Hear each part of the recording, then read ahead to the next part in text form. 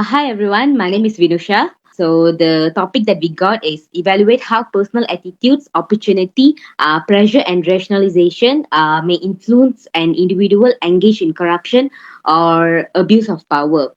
So the case study that I chose for this assignment is one MDB case. Okay, so basically this one MDB case shows how opportunity, motivation, and rationalization lead to corruption. And the root causes of this case is weak governance, poor control, and abuse of power created room for wrongdoing.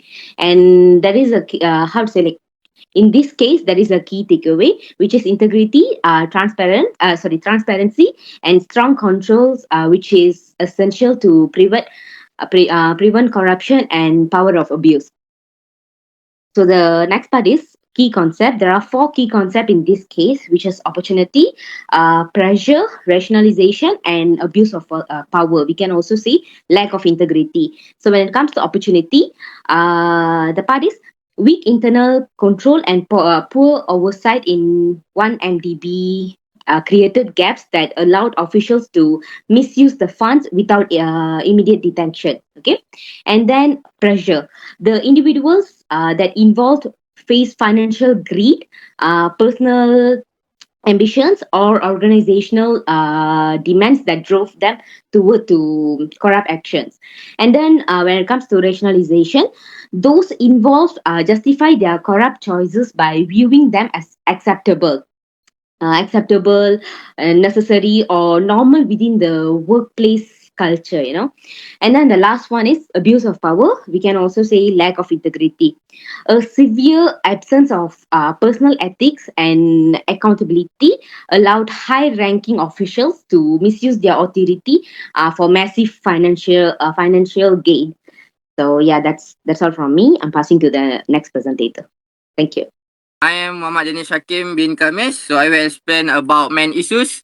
So for the main issues based on the Willip article, the big problem is that corruption does not just happen because someone is greedy. It actually happens when three things come together at the same time.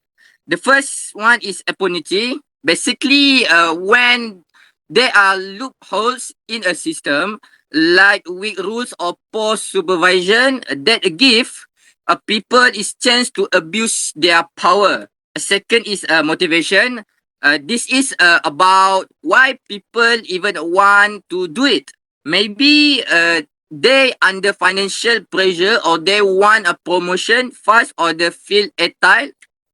And the third one is justification. This is the part where people convince themselves that what they're doing is okay. They will say things like everyone does or it's for the good of the company.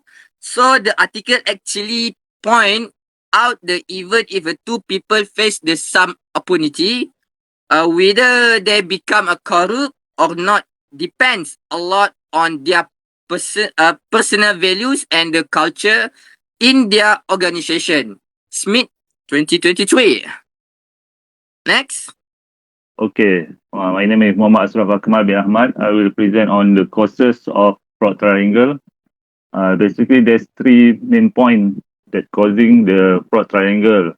But I find that causing the fraud triangle. But I will put it in five different points, which is individual factor, like lack of awareness, poor decision making, and personal pressure. Organizational factors like weak policies and procedure, poor communication, and lack of monitoring and internal control. Then there's leadership factors, where there's poor leadership and supervision, and lack of accountability and transparency in the company, and also failure to promote ethical values. Also, there's societal factors like social pressure and cultural influence, public acceptance of negative practice, and economic and environmental challenges. And the last one is institutional factors like weak regulation and enforcement, ineffective governance system, and lastly is lack of proper oversight. Okay, thank you. I'm Shamla Devi, DITBL student, and today my part is a case study or evidence. The evidence that I chose was the 2020 collapse of German e-payment company named Wirecard. So Wirecard is basically an e-payment company, just like how in Malaysia we have TNG e-wallet. In Germany, they have this Wirecard company, and in 2020, it collapsed due to corruption caused by CEO Marcus Braun and COO Jan Marsalek, which cost them euro 1.9 billion. So the opportunity for corruption actually came from exploitation of weak transparency in the C jurisdictions and laws, and also by weak internal control system and the careless external audits that were conducted. Another factor is pressure. Pressure to involve in this corruption came from the ego and hedonistic thrill and risk-seeking mindset of both CEO and the COO, where at one point the CEO wanted to be German Steve Jobs and even planned to take over the Dutch bank. This shows personal attitude contributes to corruption too. Moving on, the next factor is rationalization. Now, rationalization of fraud also plays part in corruption. For example, to mentally justify the ongoing fraud is not wrong. The CEO actually made all crime with the mindset where he thinks he is actually protecting his creation, or we can also say legacy. He's protecting his legacy. So he used this rationalization to mentally justify the ongoing crime that he's doing. And also, the COO rationalized his moves by prioritizing his long and well known connections, where he put aside all the investors, employers, and law to actually protect his connections. Alright, moving on to the next part. Okay, back to me. Moving on to analysis. The article said the fraud triangle model is good as a starting point, but is not enough on its own. We also need to look at bigger things like structure, individual agency, and institutional logics to really understand why corruption happened. Smith 2023. Who gets affect? First, individual, because they're the ones making the choice to be corrupt or not. Second, organization, because if the culture is bad, the risk of abuse goes up. And third, society, because when institutions are corrupt, people lose trust in the system. The article also say the issue is very serious because it's not simple. You can just use one solution for everyone because the people reason for being corrupt are all different. That's because the people reason for being corrupt are all different. That's why we need more holistic approach. Smith 2023. Moving on. The impact of corruption is not very light as we think. It's actually very, very huge. For example, huge financial destructions and collapse of companies can be caused due to corruptions. Just like the example that I showed just now, the Wirecard company. The company actually suffers loss of euro 1.9 billion irrecoverable in bank loans as well. This can cause many individuals and companies which are corrupted to experience bankruptcy. The next impact is if corporate frauds keep exposing how systemic vulnerabilities can be exploited by those in power. Now, this will make the public lose trust on laws and government eventually. Now, this will also reduce the confidence of investors across global market. Now, this is a huge financial disadvantage for many companies because they can potentially lose the investors. And lastly, society will not trust companies, governance, and corporate institutions due to the ongoing corruption. That's all for my part. Okay, my name is Khairul, and I will be presenting about the recommendations. Okay, basically from our previous presenters, we already learned that the definition of fraud triangle, the impact of fraud triangle, and also the analysis and many other things among that.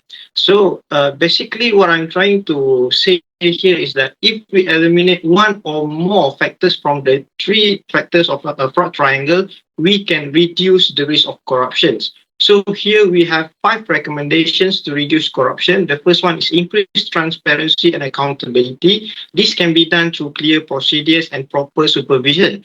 Uh, Second one is strengthen anti-corruption policies. This one we can better enforce existing rules, or we can employ a new rules. And then the third one is promote ethical leadership. This is by encouraging honesty and responsibility. To those who are honest and responsible, maybe we can promote them to a more senior position. Fourth one is provide integrity training. As far as we're concerned, the MACC Malaysia Anti-Corruption the MACC provides training for many companies. So if certain companies are interested in providing trainings to their employees, they can contact MPCC. The last one and the fifth one is improve reporting systems. We know that many whistleblowers are having blowbacks on their careers, maybe on their personal life. So companies or leaderships can provide anonymous whistleblowing channel, and also maybe they can also provide witness protection. Okay, moving on to conclusion. Thank you.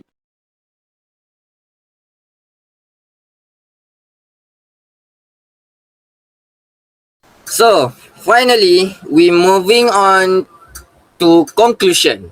In conclusion, we have a key finding and lesson learned. So, the first one, key finding. In key finding, we have a pressure or incentive, the personal or financial motivation driving the individual, such as a debt, greed, and unrealistic performance target. So next, opportunity, the structural defect or control weakness in an organization that allows the crime to happen and go undetected.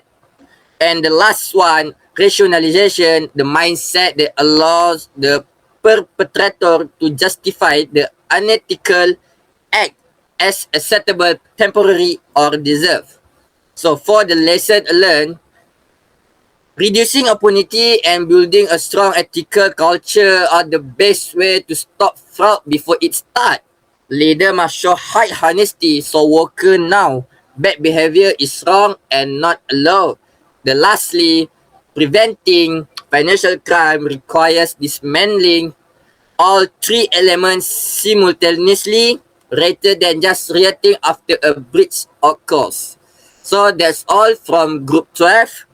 Thank you. Silakan.